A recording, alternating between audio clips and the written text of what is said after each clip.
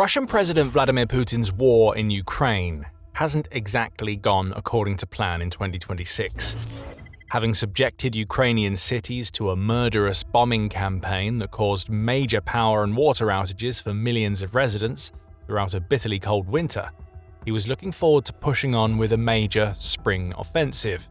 But that offensive has, to put it mildly, stalled.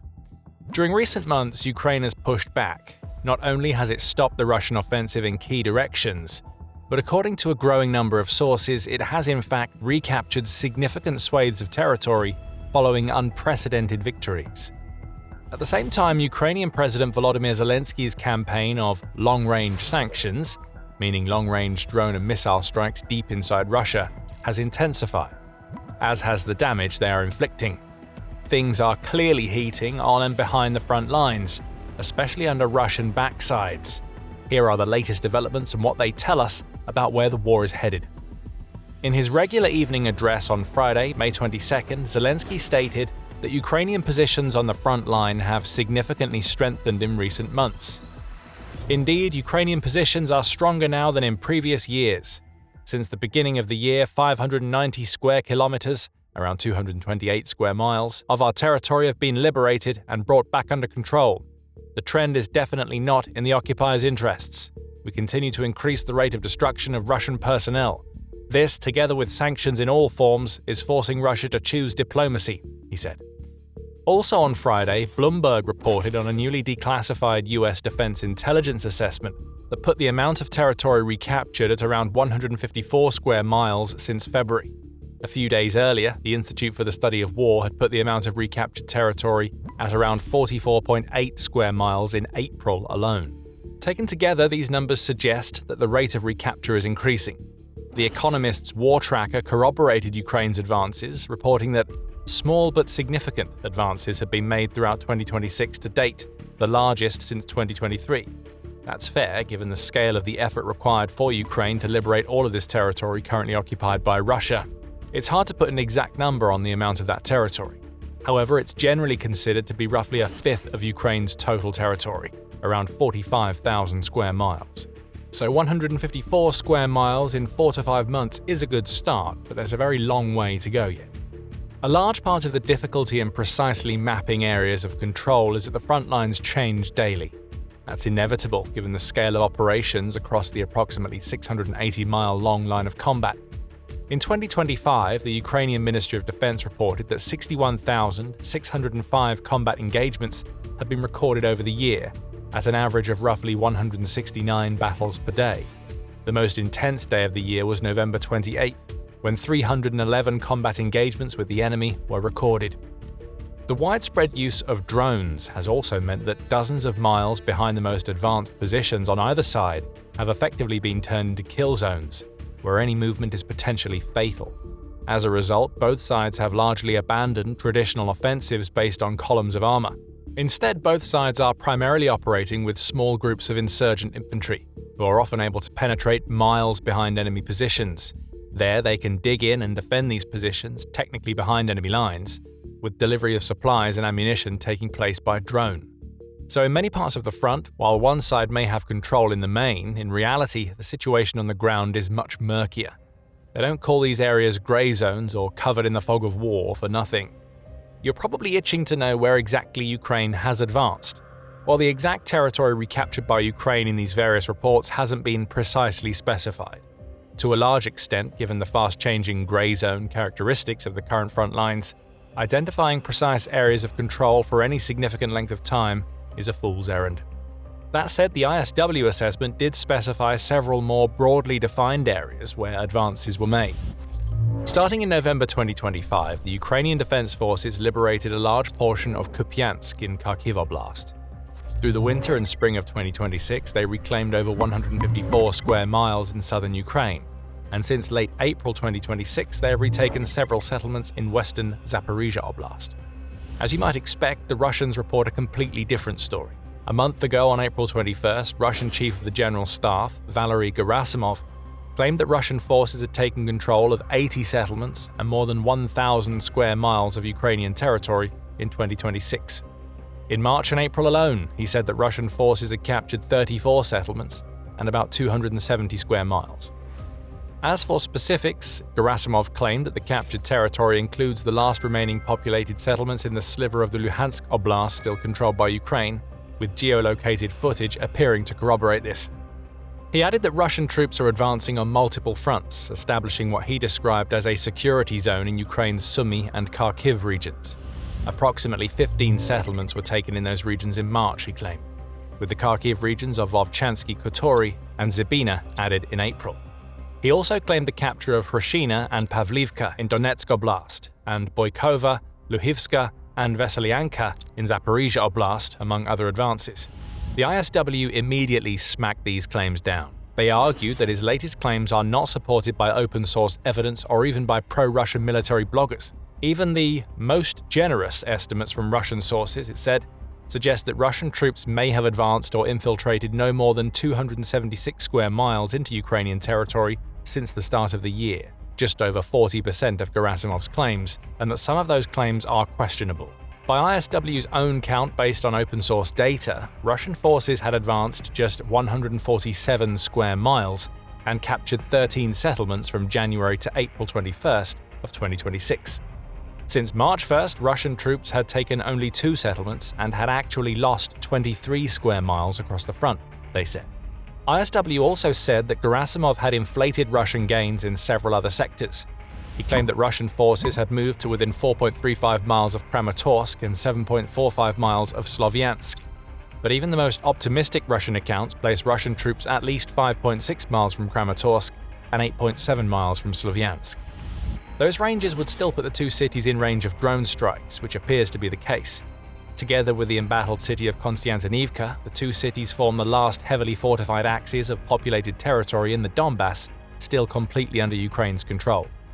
Still, the ISW concludes that Gerasimov's exaggerations are likely an attempt to mask what it called the Russian military's disappointing lack of progress in its spring-summer 2026 offensive. In fact, as a result of Ukraine's successful counterattacks, ISW said Russian forces have had to scale back operations in several sectors because of heavy losses. These attacks, combined with steadfast defense, have forced Russian troops to spend more resources simply to keep up the impression of steady advances across the front. Simultaneously, they assess that mounting losses and slower recruitment are threatening Russia's familiar tactic of sending repeated assault waves and infiltration groups into battle at high intensity and high cost. But that was a month ago, and as we know, a lot can change in only a month on the battlefields of Ukraine.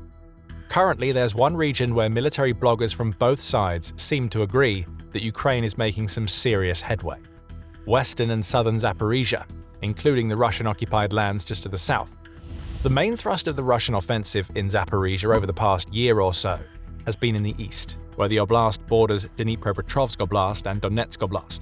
Having largely dislodged the Ukrainians from the key city of Huliapola, they've been trying to inch their way toward the last large town in the south of the oblast, still under firm Ukrainian control, Orikhiv. But the real prize in the oblast is in the far west, Zaporizhia. Here, in a stop-start campaign characterized by huge losses from a relentless Ukrainian drone massacre, they managed to eventually grind northwards up the M18 highway. Eventually, they managed to capture parts of the town of Stepnohirsk and approach Pavlivka. Securing this area would provide the springboard to attack Primorska, Malokaterynivka, and Veselyanka, the last major settlements before the outskirts of the city. First, the Ukrainians thwarted the offensive, and now they are pushing back hard. The Ukrainians have, by all accounts, retaken Stepnohirsk completely and are busy clearing remaining pockets of resistance in Pavlivka. Next up, or down to be more precise since they're heading south, is Kamyanska. If the Ukrainians can take Kamyanska, the road lies open to the crucial town of Vasilivka. Russian analysts are biting their nails at this prospect. Taken together with other developments in the area, they fear this Ukrainian push might be part of the build-up to a much more serious situation: the recapture of Enerhodar, home of the Zaporizhia nuclear power plant. This MPP is one of the most hotly contested places in Ukraine, and a major stumbling block in all attempts so far to thrash out a peace settlement to end the war. The Russians seized it during their initial invasion in 2022 and have subsequently connected it to the Russian power grid, where it's a primary source of power for the occupied territories. Ukraine, needless to say, demands it back. The Russians, needless to say, refuse. Various compromises have been proposed. Arguably the most promising of those if Ukraine is unable to ultimately oust Russia from the occupied lands, is a power-sharing arrangement, perhaps managed by a third party like the US. But as with many of the other key points of disagreement between the two sides, nothing has stuck to date. Just a quick reminder, if you haven't done so already, subscribe to the channel. On the Military Show, we provide daily updates of the most important military developments around the world, along with cutting-edge analysis that explains what these developments mean. Hit that subscribe button so you never miss out. Russian analysts now fear that the Ukrainian push through Stepnohirsk towards Vasilivka is really all about clearing the way for an assault on Enerhodar to retake the MPP from the east. At the same time as this offensive, they say Ukrainian forces would pour over the Dnieper River from the north, creating a two-pronged attack that will be difficult to suppress. But that advance to the east of the city is not the only sign that something big might be brewing in the area. Russian analysts also point to recent mandatory evacuation orders given by Ukrainian authorities in and around the town of Nikopol. Situated in that part of the Dnipropetrovsk Oblast to the west of Zaporizhia, as the capital city of the oblast is affectionately known by residents, the Nikopol district is only some 4 miles from the MPP, albeit on the opposite side of the Dnieper. On May 12th, all 28 families with children in Novokivka and Ilinka near Marnehets and Vyshtarasivka near Marivka, along with residents of one street in the village of Marinets and 100 streets in Nikopol, were ordered to evacuate within a month by the regional military administration. Officially, this is to save the population from intensifying Russian shelling and bombing. Unofficially, the evacuation would open a direct route for an offensive on Enerhodar. At the same time, in recent weeks, Ukrainian forces have turned the critical M14 highway to the south of Enerhodar into a living hell for Russian logistics. Now, this isn't just any old highway. Known by the Russians as the R280 Novorossiya Highway, it runs east-west and links mainland Russia with Crimea, occupied Kherson and Mykolaiv to the west and the front lines to the east. It's been described as a road for life for civilian and military movement and has served as a key logistics corridor for Russian supplies, fuel and command posts. But not anymore. As a panicked Russian press attests, the road of life has become a road of death under sustained and intense attack by Ukrainian drones and missiles in recent weeks. Footage published on May 21st shows a growing graveyard of destroyed vehicles alongside the road. Geolocated footage published the following day also shows Ukrainian forces striking Russian trucks along the H20 Mariupol-Donetsk city highway, a nearby highway that Ukrainian forces have been significantly interdicting in recent weeks. It's become so dangerous on the M14 that the Russian occupation head of Kherson Oblast, Vladimir Saldo, was forced last week to issue a decree restricting freight vehicle movement on a section of the M14. This unprecedented move, with exceptions only for military and essential goods, is a direct acknowledgement that the highway has become too dangerous for regular transport. Of course, these strikes disrupt Russian logistics and complicate supply on the front lines and in Crimea in general. The M14 is the primary land route connecting the peninsula with the occupied territories. But if Ukraine is planning a surprise attack to retake Enerhodar, they're taking place in exactly the area that Ukraine would want to thwart Russian attempts to bring reinforcements. Now, we should stress at this stage this is all just speculation. There's very little from the Ukrainian side to suggest that an offensive on Enerhodar is in the works. Then again, that's exactly what you'd expect with a forthcoming surprise offensive. Ukraine made the mistake of widely broadcasting its intentions to conduct a major counter-offensive back in 2023, allowing the Russians the time to ultimately mount a successful defense. However, they may have learned from their mistake. Absolute silence preceded Ukraine's next major offensive, the incursion into Kursk in 2024, which caught the Russians completely by surprise. So if there is to be a surprise Enerhodar offensive, the last place you're likely to hear about it first is from Zelensky or his commander-in-chief Alexander Syrskyi. It's also possible that the push through Stepnohirsk, the evacuation orders in Nikopol, and particularly the M14 strikes are simply elements of Ukraine's broad and effective strategies for 2026, as ISW highlights. According to the Institute, Ukrainian forces have significantly intensified their mid-range strikes and battlefield air interdiction in recent months, generating cascading effects on the battlefield and inhibiting Russian advances. These strikes have also provided the impetus for Ukraine's advances on the ground.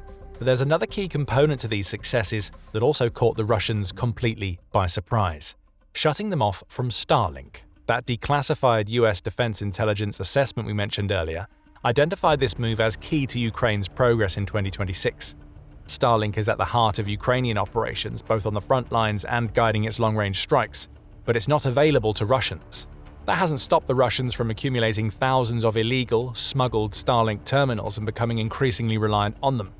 The system helped address long-standing communication shortfalls, enabling coordination of troop movements, drone operations, and artillery targeting. But that all came to an abrupt halt in February. In conjunction with SpaceX, Elon Musk's company that operates the network, Ukrainian teams introduced geographic restrictions that disabled unauthorized terminals operating in the combat zone. Avid followers of frontline reports noticed the impact on Russian operations almost immediately. Now US intelligence has confirmed it. The effect was compounded by Russians shooting themselves in the foot by restricting the use of the messaging app Telegram. The app has been widely used as an informal replacement for Starlink and their own meager communication systems. The restrictions on the app are hugely unpopular in Russia and have arguably done more to disgruntle the Russian public with the state of Putin's war than any other factor. And if the general public is unhappy, you can imagine how charmed Russian troops on the front lines under constant Ukrainian drone pressure are with the development. The combined loss of both Starlink connectivity and access to messaging platforms deeply degraded coordination on the ground, leading directly to confusion between units and disrupted chains of command. For a while, social media was filled with Russian soldiers griping about the loss of their Starlinks. One was filmed kicking his receiver, and another was using his as a dining table. Some appealed to the public for help, with one saying that, "In a single night we completely descended into the Stone Age." Ukraine seized the moment to exploit this chaos and plunged forward. While acknowledging the role played by the Starlink shutoff in Ukraine's 2026 advances, Ukrainian authorities dispute that it's the only reason for their successes. The operation in the south began a month before the decision regarding Starlink, Zelensky reported, suggesting that it was just one element within a larger framework. Former Digital Transformation Minister and current Minister of Defense Mikhailo Fedorov agreed with him, saying that the restrictions on Starlink terminals, together with the use of medium-range strike drones, had contributed to shifting momentum in Ukraine's favor. It's taken the Russians a couple of months to come up with some kind of solution, but there are signs that they're starting to close this glaring vulnerability. To start with, they've been hacking together chains of LTE modems, Wi-Fi bridges, relay stations, and mesh networks. And these relatively low-tech mesh networks are starting to become a nuisance. Mesh network modems allow operators to control UAVs at significantly extended ranges over the horizon by forming airborne communication chains that are harder to disrupt and can reroute data if individual drones are lost. To make matters worse, Russia has established relay stations across the border in Belarus, which allow drones to maintain connectivity as they fly across Ukrainian territory. Perhaps more tellingly, in the long run, Russia also recently launched the first satellites in what is ultimately intended to be its own analog of Starlink. On March 23rd, Russian company Bureau 1440 brought into low orbit the first 16 broadband internet satellites of the new Rassvet constellation. It's the first step in building an infrastructure that is intended to have at least 300 satellites by 2030. Although positioned by Russia as primarily a civilian technology akin to Starlink, the system clearly has dual use cases. And given Russia's problems having lost access to Starlink, the timing of the launch strongly suggests that the priority is addressing those issues. There are signs that it's already starting to have an impact. Starlink-quality video feeds from its long-range drones have started appearing, a major upgrade from the grainier footage these drones typically produce. What kind of impact the introduction of these new technologies will have remains to be seen. Perhaps they'll enable Russia to re-seize the initiative, or maybe Ukraine's growing offensive will just swat them away as irrelevant. We will of course be keeping a close eye and keeping you posted, so make sure you subscribe to the channel if you haven't already. In the meantime, check out this video about how Ukraine is building a robot army to extend its advances even further, and thank you, as always, for watching.